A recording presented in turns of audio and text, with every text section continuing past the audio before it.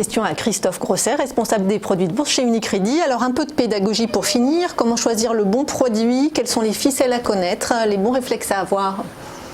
Nous entrons donc dans la phase de publication des résultats. En cette phase, souvent, nous attendons à voir les actions bouger de façon positive ou négative. Donc, deux stratégies pour se positionner sur ces annonces. Si on le fait dans les temps, c'est-à-dire qu'on va se positionner sur une annonce, je dirais, 10 jours avant sa publication, nous allons pouvoir le faire en utilisant des produits qui vont tenir compte de la volatilité, donc que ce soit Varant ou Stability.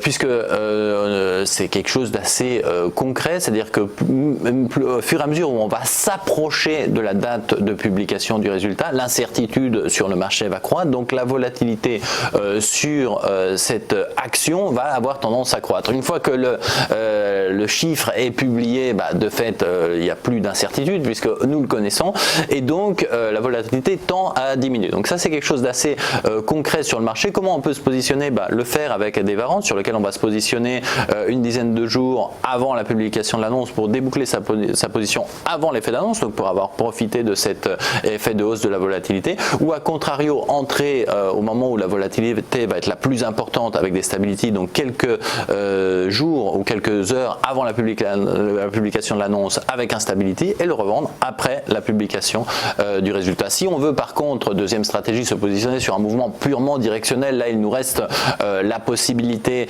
de le faire même jusqu'à quelques heures précédant l'annonce, en se rappelant que c'est pas forcément que si le résultat va être positif ou négatif qui va avoir un impact positif ou négatif sur l'action, mais plus précisément si le marché va avoir anticipé un résultat, si ce résultat va être meilleur ou inférieur aux attentes du marché,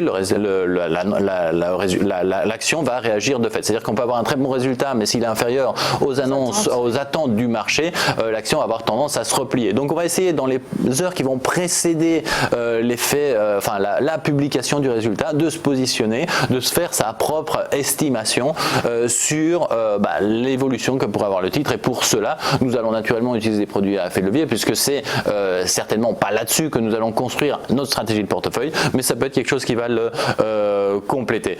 Et puis il y a toujours des moments à aller saisir, nous l'avons vu par exemple sur le flash turbo d'hier, ces effets d'annonce qui sont mis à disposition par le biais de notre service Flash Levier, disponible sur notre site auquel vous pouvez vous inscrire et sur lequel nous allons envoyer, et nous envoyons beaucoup en ce moment, des annonces par le biais d'emails pour vous positionner justement à quelques heures des évolutions du titre. Tout ça disponible dans la section One Markets du site bourse.unicredit.fr.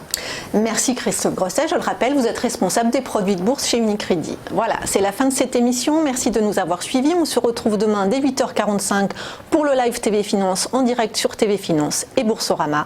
En attendant, excellente journée à tous.